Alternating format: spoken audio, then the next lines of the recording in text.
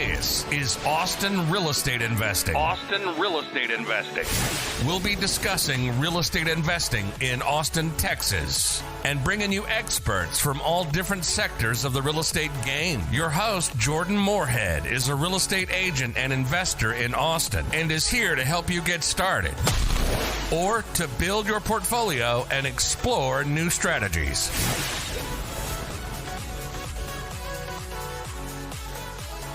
Hi, this is Jordan Moorhead, and this is the Austin Real Estate Investing Podcast. Today, we've got another awesome guest on here for you. We have Matt Leschber, who is the owner-broker of 1836 Property Management, and he's going to tell us all about what he's doing with real estate investing here in the Austin area and how he's also helping others do the same.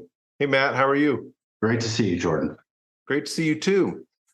Before we get started here, Matt, most important question we ask on this podcast, what is your favorite restaurant in Austin? I've got two for you. I've got a fancy and a casual. The casual go-to is always Maudie's. I don't know anybody that's from Austin that loves Austin that doesn't love Maudie's. That's just the way it is. Great place. Nothing against Matt's El Rancho, but yeah. Maudie's is my jam. Mm-hmm. For a nice place, I would say Uchi. Just for some reason, that ended up being a date night for us years ago. It's never failed us. It always impresses. The food is insane. Just that hard to get into. Maudie's, you can walk right in. Uchi. Yeah. Uchi, you got to plan for a little bit or get early. Yep, absolutely. Awesome. Love both those places. So, Matt, real quick, could you tell our audience who you are and how you were involved with real estate investing here in the Austin area? Big question. Who are you? It's a little existential for exactly today, but we will start off. My name is Matt Leschber. I am the owner-broker at 1836 Property Management. So we manage assets for a little over 800 units in Austin and the surrounding communities. And then I have real estate investments of my own in Austin. My wife has some. My family, all the family members have rental properties in this area, as well as we own a few in Missouri as well. Okay. Interesting. We'll have to talk more about the Missouri area. So what led to Missouri? Obviously in Austin or in the Central Texas area, you're here, but how'd you end up in Missouri? One of the most freeing things that I have found that I wish our clients would do, which not many people can do because it's scary, and I understand, is to let go. And I have done enough repetitions as someone serving clients as a property manager that I get it. I already know what they're going to do probably better than they do because I've just had more reps and more years. Mm-hmm. So when we looked at numbers nationwide, I had someone say, hey, this area looks like it's up and coming. So we just dug in. I went, well, the home costs this, it rents for that. How many can I buy? And so we were kind of limited by what we could buy, by the number of loans you could have in your name and things like that. But we bought all we could. And that was before the government started printing money during COVID. And darn happy we did, because we got them at 2 to 3% interest rates, even on investment properties. They jumped in value by 25% as soon as the printing started, and we're sitting on them. And I've got a property manager up there, and I don't ever call him. I don't ever poke him. I get HOA notices and I laugh because he's copied on them and he has to deal with them. And yeah. I think I'm the best client ever because I don't even want to talk to him. Just do your job. I'll do mine and make sure the money shows up. And things break, things happen. I mean, they didn't have the yards sodded when they built these houses. Okay, well, then we're going to have to maybe sod the yard. Tell me when you want the money. So it's not real complex. I feel like people make investing complex by overthinking it. And if you're in large scale multifamily, you do have to overthink it. It isn't any joke. They're down to the penny. But when you're in single family homes, it's just not that complex. So keep it simple. So were these new build properties? You said the yards weren't sodded? They were new builds, yes. New community, new builds. For rentals, obviously, if you get a deal, it's a deal. But if you're just going into a market, or if you were just to pick one, like one of my last purchases locally, it was a new build, new community, cul-de-sac, 3-2, 1 story, no neighbors behind, cookie cutter, clean, really nice entry-level house, no brainer. I mean, you would have to make an effort to screw it up. Yeah, absolutely. Good appreciation, probably really low CapEx, easy maintenance, that kind of stuff.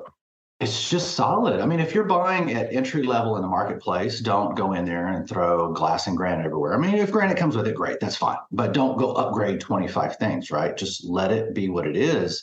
And I love that everybody likes to analyze all these numbers. But the truth is, it's going to do what it does. That invisible hand of the marketplace functions better than we can analyze the numbers, in my experience. Now, maybe somebody out there is a guru or they've got more data, and that's fair. But I've gone in when I had more time than clients when I started this business looking for the special deal. And it really told me when I ran the numbers that the capitalism works. Prices aren't different unless there's a reason they're different within a reasonable range. So if you save a $5,000, okay, great, that's fine. But are you willing to put in 6 months of work for $5,000? You've just lost 10 by staying out of the game. Yeah. Yeah. And I think that's, I see a lot of the same thing of it's easy to try to overanalyze residential property. And you mentioned it earlier, where when you're dealing with a big commercial property, you really need to get in there and dig into the due diligence and be really specific when you're underwriting properties. But with residential, if it rents for this and it costs this much to own it, and it's in a nice neighborhood and has low capex like your new build properties, I mean, it's going to get more expensive over time because they're not going to make any more nice properties in that area. You're going to have to get further and further out, probably smaller. I've rarely seen cities other than maybe Detroit or somewhere like that, which I respect and I understand, but shrink in size. These cities down here in the South, whether you like them or don't like them, have been consistently growing. The policies are as such, and I'm not red or blue. I just am watching what's going on, and the weather here's been pretty good over the years. This year is a little hot, but I don't think people are moving out of here because of that. No, and I was just at the Austin San Antonio Growth Summit here today, and they were talking all about how Austin and San Antonio continue to grow together, and they're going to do everything they can to facilitate that growth on every front. So I think we're going to see Austin, San Antonio grow into a metroplex, and I fully recognize we are much further apart than Dallas, Fort Worth, but I think we're going to see from here to San Antonio be one big city here in the next 10, 15 years. Completely agree. I just want a high-speed train, but that's a personal request. They were talking about that there. Yeah, they've been talking too long. Southwest Airlines killed the first bill that went through, I think, in the 80s because they didn't want the competition. And I still love Southwest, but I'm a little grudge holding against that. Yeah, no, I understand that. So Matt, how did you get started in the real estate industry? You said you started working as a realtor and property manager before you started investing. What interested you in it to begin with? Hey guys, this is Jordan Moorhead here, and I wanted to ask if you could do a huge favor for me. If you could go leave a review for this podcast wherever you're listening to it, that would really help me get this into the hands of other people that are interested in information about Austin real estate investing, and I'd be able to help more people. Thanks, guys.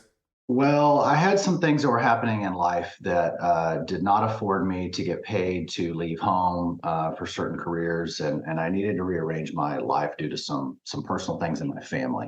Mm-hmm. So I had family that was in real estate. I got into real estate, started with Keller Williams, did a couple years there. Still, I saw one of the old team leads just this past week at a real estate event. I just love some of those people over there, but real estate sales was not for me. I can do it. I can deal with it. I understand it.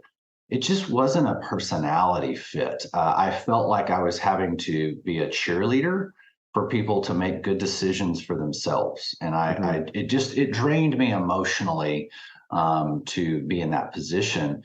And I also didn't like I actually like ranching and farming, but I didn't like the rancher story where you have to go out and find a client, and if you're successful, you send the client to slaughter, so to speak. You sell their house, they move to Minnesota, you never see them again. You got to go find another client, and that was just not something I loved.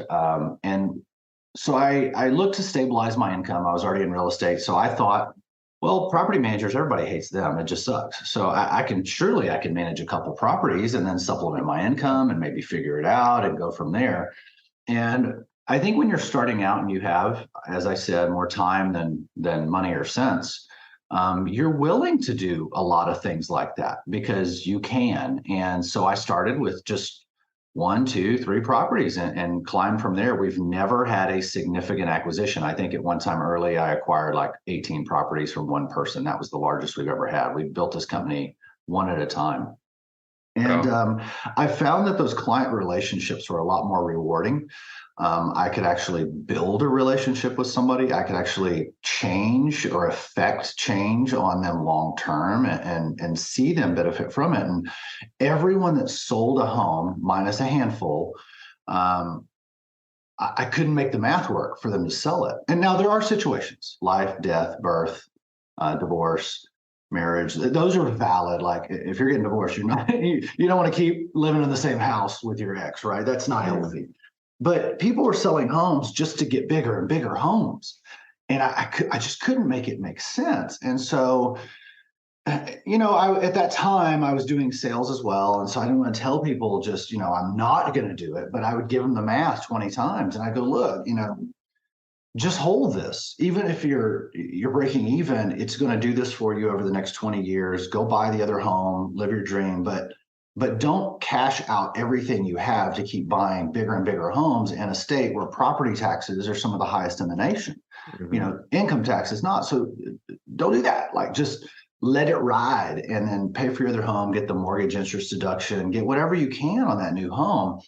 And some people listened and most did not. Some of those clients, though, have been with us, believe it or not. Like we just went through our list of clients with more than 10 years with us, and wow. It was quite extensive. We had like 20 clients that had over 15 years with us. Wow. And those people have not just stayed with us, they have cashed out, bought another home, sent their kids, cashed out, bought a third home. And so now we have multiple generations of people that have built their wealth because they just stayed the course. One of my favorite stories, and not to take away from me and go on a tangent here, but we had a client, they came to us and it was the daughter and son of a mother who needed to go to a retirement center, let's say. And they were just fraught with fear. Do we sell? Do we rent it? Oh my God, what's going to happen? I mean, they were just paralyzed with fear. And so I did my best and I got them to rent the house and they struggled. I'm not going to be honest. They were scared the whole time. The rent from that home paid for mom to be in the retirement center for over 10 years. She lived forever. And I'm happy for that. Mm-hmm. When they went to sell it, it was worth almost 3 times as much as when they would have sold it originally. So I've seen this play out because we've been doing this so long that I just want to shake people and just say, stop being your own worst enemy. Just hold the course. It all works out if you're in an area which is growing or at least stable.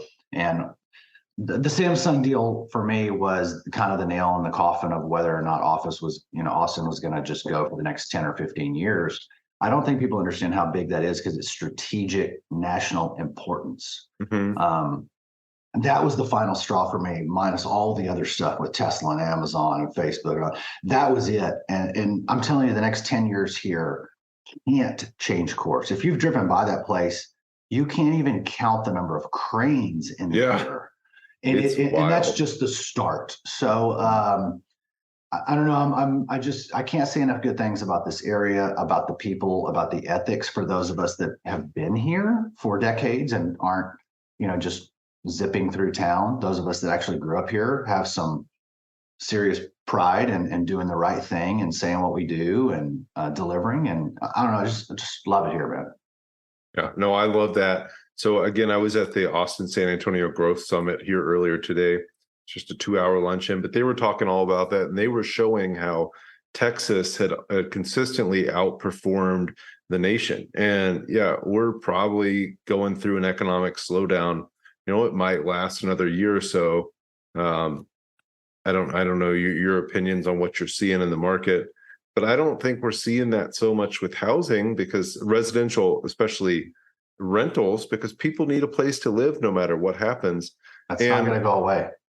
Like you mentioned with those big projects, I heard a statistic a few years back, and I can't quote where it came from, but for every job that comes from a plant like a Tesla or a Samsung, there's 8 jobs from suppliers that follow that. And when those projects aren't even built, I mean, Samsung's a great example, Tesla's a great example. even Tesla is built. But if you drive by the Tesla plant, there's multiple other plants being built in the area already, some by Tesla, some by suppliers. It's just going to continue to grow. And then their headcount, I want to say they said initially 30 or 40,000. Now they're saying 60,000. There's not even enough people here for them. They're bussing people from Killeen and from Lockhart and Bastrop and that kind of stuff into work every day. Expect people from Houston to start looking over here. I'm telling you, because Houston was always known as, you know what, man, you may not love it, but if you want a job, go to Houston. Because that's just the way it was. People work hard there and they go to work. And I think Austin now is going to we're going to start sucking some of those people out because everybody knows the pay is greater in Austin. Absolutely. There's just too much opportunity. And I think the whole region is going to continue to draw people from around the country and around the world. You know, I'm reading a book called The Texas Triangle, and it talks all about how the triangle is just poised to grow tremendously. And Austin is, I would say, probably the fastest growth. Austin, San Antonio, MSA is going to be the fastest. But everywhere else is going to continue to grow too. And we're just going to keep pulling people in here. So I like what you said there. A lot of people, you were a realtor before you became a property manager, which you need to be. You need quite a bit of time as a realtor to be able to be a property manager. I want to say it's 900 total hours of education. It's years and all kind of stuff. But the other thing is that, you have to be a broker to be able to maintain trust accounts in Texas because they want somebody they can hang if something goes wrong. And I like that. Yeah, but it's no small feat. It's a lot of time and a lot of education. So I commend you for that. But you talked about, being an agent, it can be really stressful, and you are being, essentially people's counselor. I think people overlook that and see agents just what feels like printing money in the good times, but it's a tough job. Nobody understands that over half of that agent's commission is gone with either taxes, brokerage fees, or expenses. So they look at 10 grand and they go, "Oh, you made 10 grand. No, I made 5 over the course of 90 days of feeding your kids because I was driving you around and you couldn't feed." It's counseling on top. And I've got, we have an attorney on retainer, and I've got to talk to a family law attorney in a minute for personal stuff. But I love calling my attorneys counselors because they are as well, and they are, and I think we don't really give people the credence for the work that they do to pull us off our own ledge. Yeah, a good attorney is worth his weight in gold too.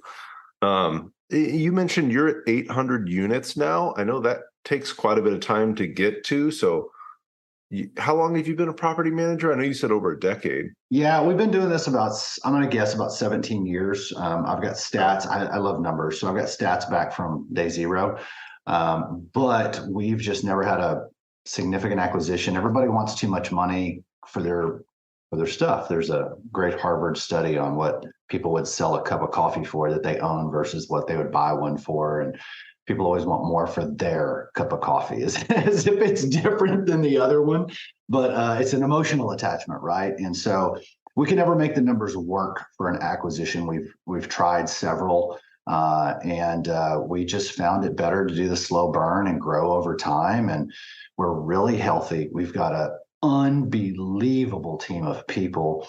Our people are ticking away, 8 years, 7 years, 5 years with us as tenure as employees in a city where people don't stay in the city for 3 years. Yeah. So it's been really great, and I look forward to the next 2 years. Our goal is actually not to grow eternally. Our goal is actually to hit 2,100 units and stop growth. We want to create a queue. We want to improve quality, and we want to choose who we work with, and we want to deliver metrics of success. We actually do not want to just eternally grow. That's not in our plan. And since I'm the sole owner, I get to make that decision. We want to be about integrity. And so, it's been a long, slow road, one at a time, but I don't know. I don't think I would take it back because we've learned so many lessons on the way. I feel like we're just dramatically different people than all of us were on the team, and we're so much better.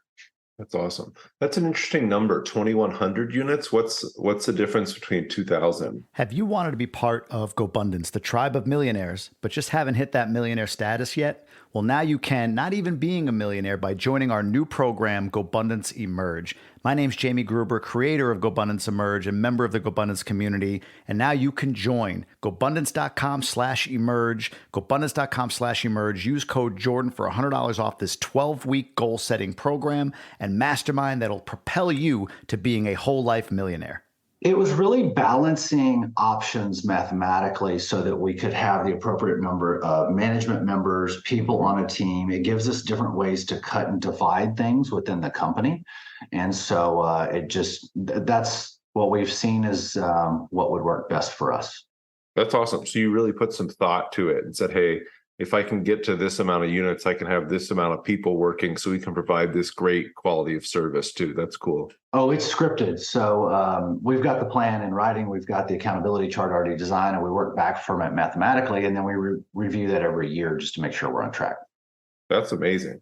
That's awesome. And I think that speaks to how you run your company too. If that's how you plan your goals, I think that's a good sign. Well, I mean, you look at the Japanese, they plan 100 years or 250 years out. And I know that sounds crazy, but it's just a different ideology when you're focused on a company and making it sustainable for that long versus, well, can I squeeze out money for the next quarterly profit earnings call or something? Because you're going to tank your future and your quality and your clients if you do that. So if we're looking out at the end of the rainbow with this number, and when we get there, we have a plan, but the truth is, when we get there, the only thing we're focused on after that is the highest quality and returns for our clients. It's not continued growth. It changes who you are.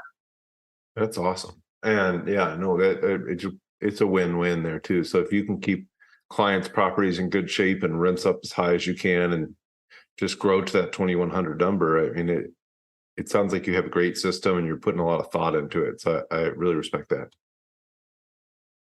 Matt, what's the biggest mistake you've ever seen made in real estate investing? So because of what you do, I usually ask this question of like, hey, what's your biggest mistake on an investment? But if you want to share just something you've seen done that turned out horribly for somebody or yourself, just some advice for other people. Yeah, we've certainly been through more than a handful of situations that have gone south. I mean, you can't do business and not have anything go wrong, no matter how perfect you are, how hard you try. You're going to break some eggs to make an omelet, and that's just life.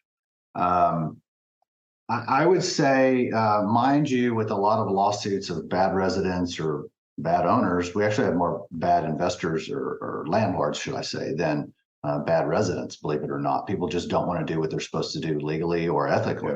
Yeah. And I would say the biggest financial problems I've seen is people who either try to self-manage and then they're in so far over their head, we can't even help them get out.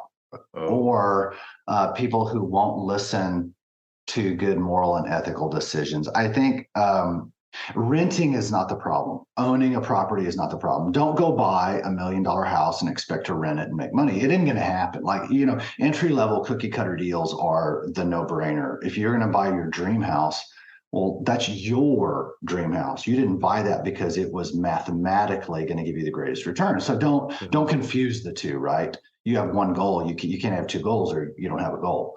But the biggest problems we've had are people who just won't do the right thing, or they won't hire somebody to just get out of their own way, and they don't want to admit defeat or ask for help, and it can balloon on people catastrophically. Yeah, no, I love that, and I think that, like you talked about earlier, just being able to delegate those decisions to somebody else. Just telling your property manager up front, hey, if something's broken up to this amount, just fix it. If it's above this amount, let me know. We'll decide about it together. I'm from Louisville, Kentucky originally. I invest in Louisville. We've got a handful of rentals there. We have a property manager who's awesome. And if something breaks, he fixes it. And we see it on the statement at the end of the month. That's it.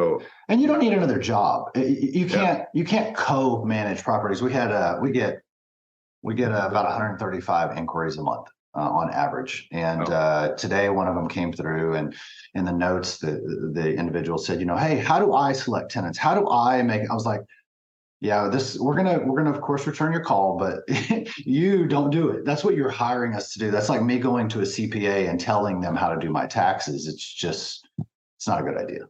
It's not a good use of time either. If you're hiring somebody to do the work so you don't have to, and because they know how to do it right, you're better off going and doing something else that's going to make you more money so you can buy more rentals. All day. So you're a high paid tech person. Just focus on that, have fun after work, and put all your money into rentals and offload it to a property manager. It will be the easiest money you've ever made, and you'll be happy you did it. They will not make the decisions every time the same you will, and it will be okay. Yeah. Well, and you have the experience and expertise to make those decisions to say, hey, we have to do this, or this could probably happen, or we're going to run into this issue, or you're going to later down the road run into a bigger maintenance cost because of it. And again, I'm not claiming that we're perfect. A lot of times, simple miscommunication causes problems. We had a healthy small tree removed because there was miscommunication with the vendor who didn't remove a dead tree. And who the heck wouldn't call and say, why would you want to remove it? Why didn't they double check? But they didn't. And so we track credits that we have to give people, because I'm certainly not going to charge the client for that. And so I'm not saying we're ever perfect. Yeah. But that wasn't even up to us, and we still take responsibility because it was under our watch. So just don't expect anybody in any business to be perfect, but do expect them to care enough to own their mistakes. Yeah. Did they go back and actually get the dead tree out after that? I don't. It hasn't been fully resolved yet. I'm not sure exactly how it's going to end up, to be honest with you. And it's just disturbing to me that people will just go do work that they know is not correct, and or read something into it instead of just placing a phone call. But I think a lot of people are just scared to pick up the phone now. Yeah, or it's just easier not to. Yeah, probably easier. That's embarrassing. Yeah, that's hilarious. So Matt, if you had to start over today, is there anything you'd do differently when it came to your own real estate investing and building your property management company? Two different topics, and I'll try to be short on each one. When it came to real estate investing, I would buy more homes. I would buy as many homes as I could possibly buy, especially before interest rates went up. I mean, and they will eventually one day fluctuate again, right? They're not permanently that way. But that I wish I had 100 more, and that's so I haven't had a big error on that. I get single family homes, entry level, cookie cutter, and they have been wonderful. One of the larger homes I own, it's a 2-story. I didn't even want, but a client had it, and I'm like, it's fine. And they wanted to bail on it, and I said, I'll take it and fix it up. I've had 2 of those. Those have been the ones I've hated the most, was the 2-story larger homes, because I don't know, they just seem to have more headaches. The 3-2s to me they're like butter. From a business standpoint, if I had to do something over again, I spent my first handful of years thinking I could figure things out. And it was I learned a lot, and mostly I learned to be humble. And I learned how to learn. And that was, I tell people, my biggest lesson in business was not how to figure anything out. You've maybe seen the book, Who, Not How. Oh, love it. Great book. But what I learned was how to shut my mouth, how to go pursue people that I admired, how to show up in their city and ask them to lunch, how to build friendships with them, and then how to branch off from those and find solutions with a completely open mind to just seeking solutions and get out of my own way. And learning how to learn quickly was probably the most powerful thing I ever learned in that journey.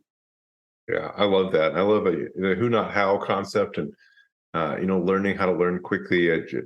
Talking about just having examples or having mentors has been so helpful for me too. Yeah, absolutely. That's amazing. Benjamin Hardy is an amazing author too. He's got a new book out called 10X is Easier Than 2X. It's probably my favorite one that he's written, but Who, Not How is definitely number 1 or number 2 there too. He's good stuff. That's awesome. And having more houses. I've been investing in real estate for 7 years myself, and I don't look back and say I shouldn't have bought that house. It's usually I should have bought that house, or I should have bought time. that. I have 20 of those that I go, why didn't I just do it? Why didn't I? I mean, I have 20, and I probably regret all but one. Yeah. I mean, you're not just buying anything out there. You're running the numbers, and if it's close or the numbers work, you buy it. Sometimes it's not quite there, but you say, oh, it's probably going to be here in a year or two. The only house I regret, or I'm happy I didn't buy, when I had, I started from. My parents were absolutely, I hit the jackpot on parents, so please don't take it any way other way. I hit the parental absolute lottery, but they didn't hand me money. They handed me an education. They didn't give me money. And so before I had 2 nickels to rub together, there was a home in San Antonio that was in horrible shape in a horrible neighborhood, and I did not buy that house. And that's the only one I'm happy I didn't buy. And it wasn't because the numbers didn't work, because the numbers looked really good. It was because I think I would have just been sad at the condition. I wouldn't have had the integrity, because I wouldn't have had the money to keep it up like I wanted. It wouldn't have been representative of who I want to be as a human. And that's the only one I'm glad I didn't buy. And I probably wouldn't have been able to maintain it. It was in such bad shape. But that one looked good on paper, and I'm glad I didn't. Yeah, no, I think it's important. Like you mentioned, you have a niche. You like a certain type of house. I love a slab 3-bedroom home. That's just such an easy home to maintain. They're never going to go out of style. Everybody needs a place to live. They're so popular. So yeah, you got to find your niche. And I think that's almost counterintuitive, because it seems like when you get started, I should just throw a wide net and buy whatever makes sense. And I found if I find exactly what I want and just stick with that, it's a lot more productive. Matt, what are your long-term goals for real estate investing, and where do you see yourself going? I know you said you bought quite a few up in Missouri. What's the future look like for you? Jordan Moorhead here. Really quickly, wanted to tell you a couple other ways you can keep track of us. If you want to listen to all these podcasts and ask questions, the Moorhead team on YouTube is the best place to be. And then Austin Real Estate Investors on Meetup is a great place to keep track of all of our meetups we have going on. For investing, I'll acquire just if it's a good price and good setup on the home, just like you were mentioning, 3-2 cookie cutter neighborhood, newer home, cul-de-sac. No, I you just can't screw that up. But as far as the future, I'll acquire whenever they present themselves. We are fortunately in a position now where I have a few different asset classes working for me. Whether it's I love my Edward Jones guy. However, I personally, I'm not a believer in the stock market. I won't throw a lot more shade on that. I'll just say it doesn't mesh with me, but I do have some money there. I also have money in things that are FDIC backed, 5% rate of return. I've got the business. I've got 2 other businesses that we're spinning off. We start selling in October. They're software businesses. Cool. And so I've got income from different levels, but I would acquire as many single family rentals as become available to me. I just turned 50. And so my life, now that the kids are gone and I'm kind of offloading some toys, I'm actually looking forward for a little bit of freedom. So I'm just not quite as driven to buy 100 homes anymore. But if they present themselves, don't think I'll hesitate. Yeah. No, I love that. I think, you find the right deal. It makes sense to buy it as long as you've got the means to do it. So what are these, you mentioned you have some software businesses. Are those related to property management or property? They are. So one of the downfalls of being an entrepreneur is we think we see opportunity everywhere, and we're like squirrels trying to chase nuts in the yard. We got to drag ourselves back and focus. So over the years, we've noticed there was a couple areas of opportunity. One of those is property management is uber fragmented in the U.S. There's no major players, and if they say they're major, they're only major because Wall Street gave them enough money to buy out other companies, and they still operate independently because no one has been able to put together the patchwork. It doesn't function like a cloth that goes together. That's not how it functions, and so people are saying it, but they're not doing it anyway. No one in the nation, except one buddy of mine, had the audacity or ability to create a software that would do metrics for single family rental owners. So like I can download data and I can put it on a spreadsheet or whatever, and I can create you a pie chart, or I can upload it to a couple softwares out there, and none of them are directly connected.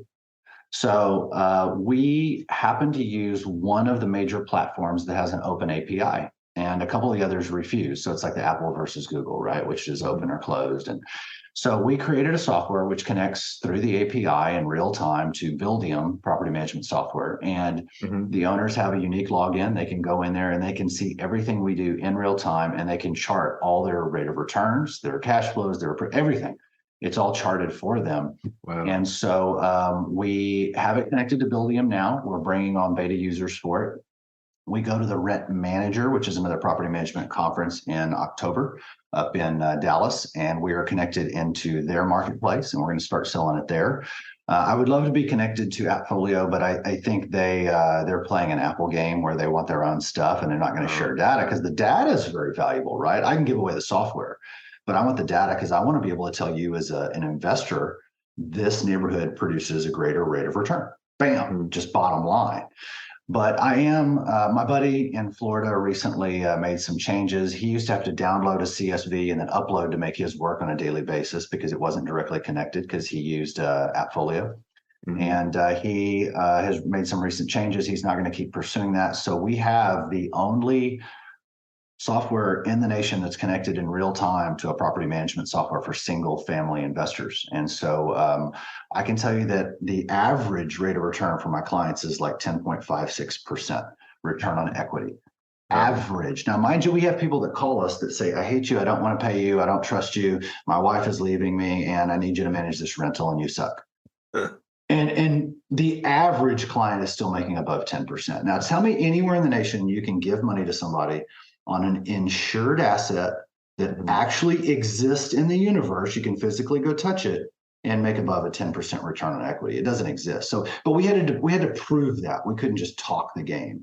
I ran the spreadsheets and those looked good, but that's not the same. Owners need a login. So that's one of them. It's called the REI Monitor. And it's available online. And then the other is property assessment software. So as you go to a property, whether you're a realtor, whether you're a plumber, whether you're property manager, you go out and you need to take photos, and you need to take videos, you need to transmit those and then archive them. But you need to do it quickly.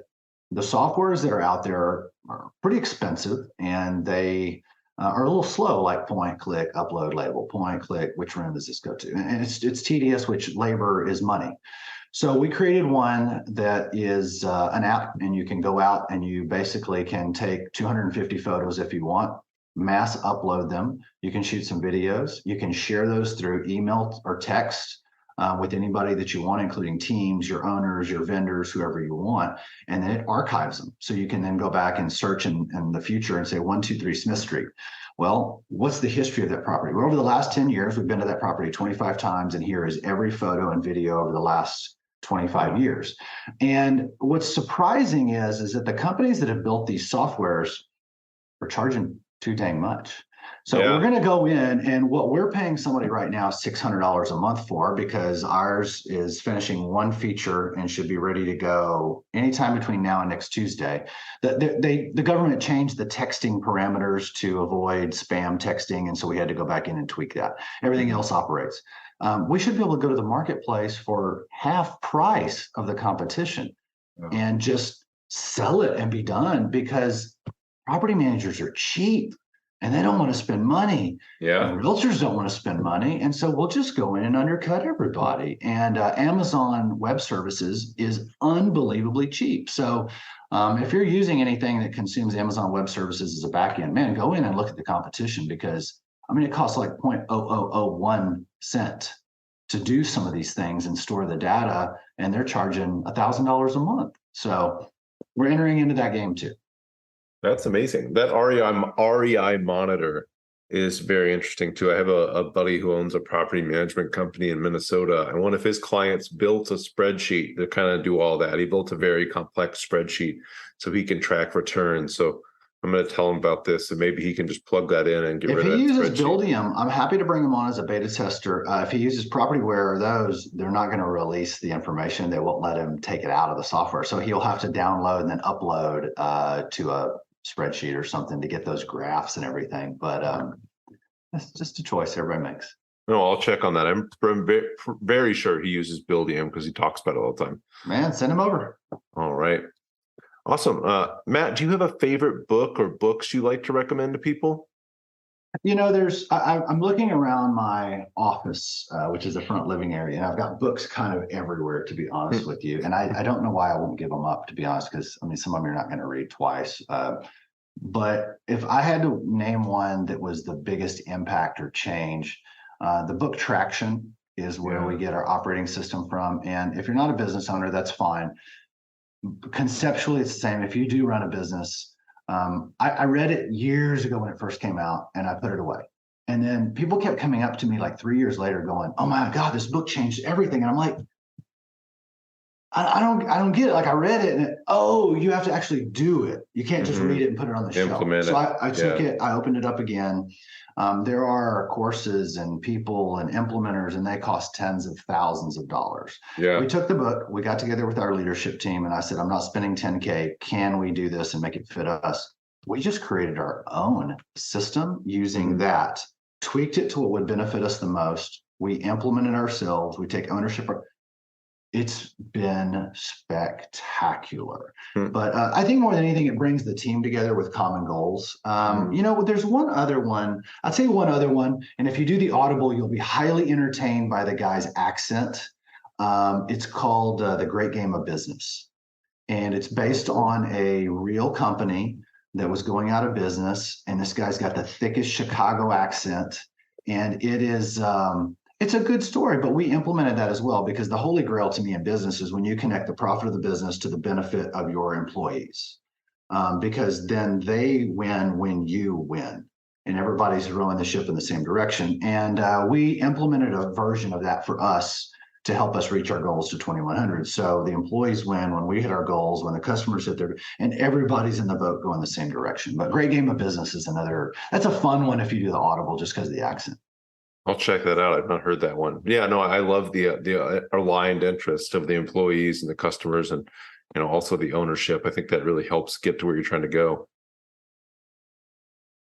Matt, what's the best way for people to get a hold of you or reach out to you and learn more about what you're doing? 1836 Property Management is the company. If you wanted a shorter URL, because that's too long, just go to 1836pm, like propertymanagement.com. That's the short version. Okay. If you forget the year, because everybody tends to mess up the year, it's Texas independence. Okay. So 1836 is the year Texas became a republic. And I can't say it's the best, but the numeric has helped us versus the alpha. And I could probably say it's hurt us some other ways, but that's what we've had. And we're not changing it. That's who we are. All right. Yeah, you got a good following right now with 800 units.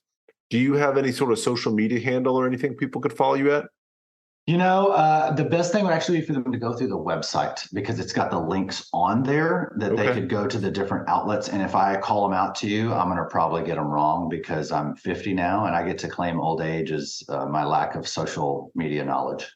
I don't know, 50, you're not good. You don't have to claim it yet. Maybe when you get to 60 or 70, you can start to claim it. I still really thrive and love personal relationships with people that mean something. And to be honest, I struggle with you on social media, because there's so many people that say so many cruel things. Yeah. And I don't like being around that. So I really gravitate towards actually meaningful conversations. Absolutely. No, I agree there. It's an interesting thing we got going on there with social media. Well, awesome, Matt. Thank you so much for coming on here today. I want to be respectful of your time. I know you have a call to jump on here soon, but if anybody wants to reach out to Matt, I think the easiest way would just be 1836pm.com. And I'm sure he'd love to tell you about property management here in Austin and what he's doing with real estate investing.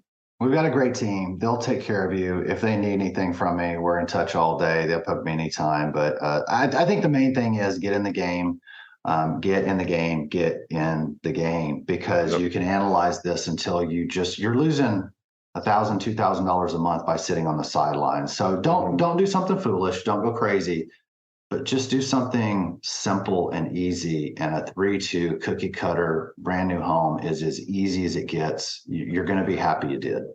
Absolutely. I love that. Get in the game is the best advice you're ever going to get. I appreciate your time today, Jordan. Absolutely. Thanks, Matt. We will talk here soon. Sounds great.